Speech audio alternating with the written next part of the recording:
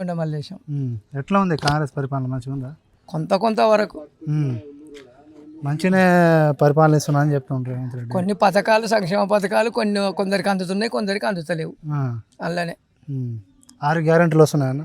6 గ్యారెంటీలు ఎక్కడ వస్తలేవు కదా, దగ్గర. రైతులు ఎట్లా ఉన్నారు ఈ ప్రభుత్వంలో?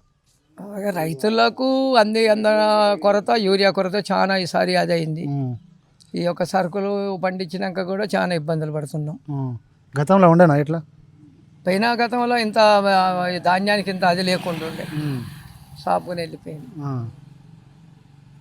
ఎందుకు మరి ఈ ప్రభుత్వంలో ఇట్లా అవుతుంది? ఎందుకు ఈ ప్రభుత్వానికి అనుకున్న దానికంటే రెట్టింపు కూడా పండింది అనేది రైతుల లోపల వచ్చింది. దానికి తట్టుకోలేకపోతానట్టు. పండడానికి కారణం ఎవరు అసలు? నీళ్లు రావడానికి కానీ కాలం అయింది, ప్రకృతి దాన్ని బట్టి. కాలం కాకపోతే ఈ పంటలను ఎందుకు పండుతాయి? కాలం అయితేనే పండినాయి. నీళ్లు కాబట్టి, వనరులు ఉన్నాయి కాబట్టి, వనరుల ద్వారా పంటలకు ఈసారి సంవత్సరం మంచి దిగుబడి వచ్చింది. ధాన్యం అనే మక్క, పత్తి వేయింది కానీ వరిను మక్క దిగుబడి మంచిగా.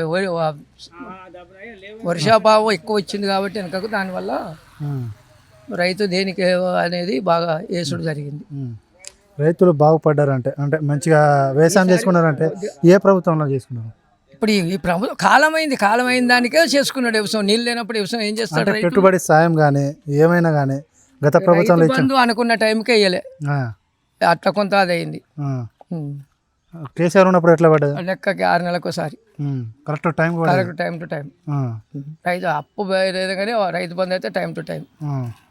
ఈయన కూడా రైతు బంధు కరెక్ట్ టైంకి ఇస్తలేను కానీ లేదు, బోనస్ ఇస్తున్నా అని చెప్తున్నాడు. బోనస్ ఒక వానాకాలం పసలు యాసింగ్ లేదు.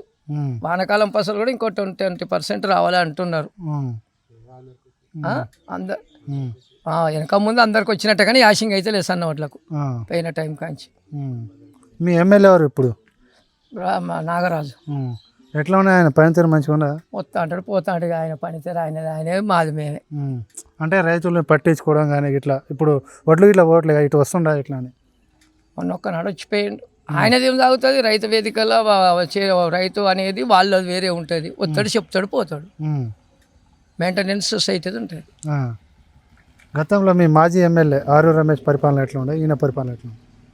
ఇక ఆరూరు రమేష్ పరిపాలనలో ఆ ప్రభుత్వంలో ఆ పరిపాలన, ఈ ప్రభుత్వంలో ఈ పరిపాలన పోల్చుకుంటే ఎవరిది మంచిగా ఉంటే అప్పుడు కొద్దిగా రైతుకు ఏది కానీ సమస్యలకు మన మందు బస్తాలు కానీ ఈ రైతు బంధు కానీ అదనంగా టైం టు టైం వచ్చేది. వీళ్ళ ఈ మందు బస్తాలలో కొరత బాగా, ఈ రైతు బంధు అయ్యాక కొంత కొరత ఏర్పడ్డది.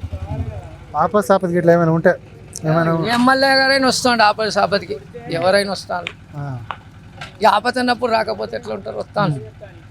మళ్ళీ గెలిచే అవకాశం ఉంది ఆరూరు రమేష్ తర్వాత. నా ఒక్కడి నుంచి కాదు, అది జనంలో ఉన్న ఫేత్, జనంలో ఉన్న నా ఒక్కని అభిప్రాయం తెలుసుకుంటే ఆ జనం ఎటు తిరిగేది.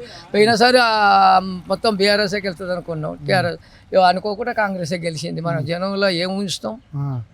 ఊహించలేము. కాంగ్రెస్ ప్రభుత్వం వచ్చిన తర్వాత రైతులకు ఇట్లా బాగుపడ్డారు అంటే అన్ని రంగాల్లో బాగుపడ్డారా?